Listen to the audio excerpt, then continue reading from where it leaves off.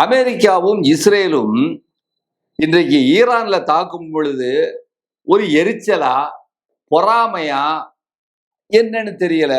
ஈரான்ல உள்ள 30 பல்கலைக்கழகங்களையும் அதில் உள்ள பேராசிரியர்களையும் உயர்கல்வி படித்துக் கொண்டிருக்கக்கூடிய மாணவர்களையும் படுகொலை செய்திருக்கிறார்கள் குண்டுகள் வீசி என்று சொல்லும் பொழுது, வாஷிங்டன் ஈரானுடைய விஞ்ஞான ரீதியான வளர்ச்சியை திட்டமிட்டே அளிக்கிறது அப்படிங்கிற ஒரு செய்தி ஒரு பக்கம் வந்திருக்கு.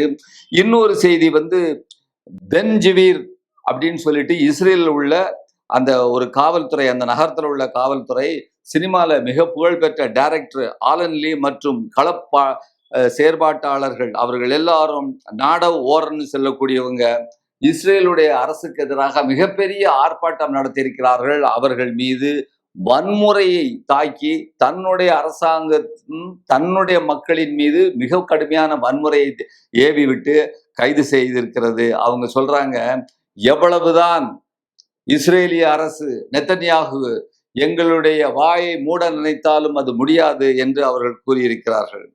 அப்புறம்